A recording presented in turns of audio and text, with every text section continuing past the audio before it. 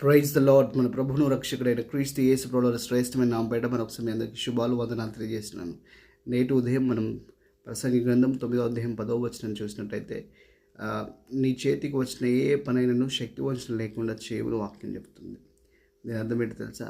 దేవుడు సోమరితనాన్ని కానీ సోంబేరిని కానీ ఆశ్రదించేవాడు కాదు. అసలు ఆయన దాని గురించి ఆలోచన చేసేవాడు కూడా కాదని చెప్పవచ్చు. ఎందుకంటే సోమరితనము చింపిరి గుడ్డలు ధరింపజేస్తున్న వాక్యం ఉంటుంది. కాబట్టి బైబిల్ గురించి మనం ఆలోచన చేసినట్టయితే బైబిల్లో ఉన్నటువంటి అద్భుత మాటలను గమనించినప్పుడు ఆదామును ఆయన చేసి ఏదైనా తోటలో పెట్టినప్పుడు ఆదాముకు చేయడానికి ఒక పని ఇచ్చాడు.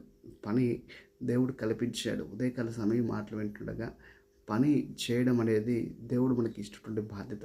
కాబట్టి అది ఆధ్యాత్మిక కోణంలో కావచ్చు, శారీరకంగా అంటే భౌతికమైన కోణంలో కావచ్చు, పని చేయడం అనేది దేవుడు మనకి ఇష్టటువంటి బాధ్యత. కాబట్టి నిర్లక్ష్యంగా వ్యవహరించేవారు ఎన్నటికీ కూడా అభివృద్ధిని పొందడం వాక్యం ఉంటుంది.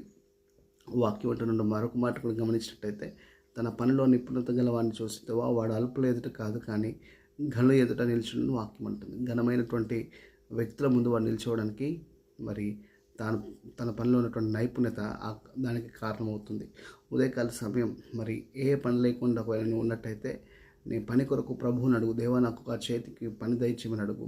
ఎందుకంటే మరి నిర్లక్ష్యంగా అలక్ష్యంగా ఉండేవారు ఎటువంటి దీవెనలు పొందలేరని వాక్యం చాలా స్పష్టంగా సెలవిస్తుంది. అదే సమయంలో తమ పనిలో నిపుణత సాధించిన వారందరూ కూడా దేవుని చేత దీవించబడతారని వాక్యం ఉంటుంది. అది ఒకవేళ పని కలిగి ఉన్నటువంటి నీవు దానిలో నిపుణతను సాధించేటువంటి ప్రయత్నం చేయి. తద్వారా నువ్వు దీవించబడతావు. నీ ద్వారా అనేకులు దీవించబడతారు. దేవుడి మాటలు దీవించగాక.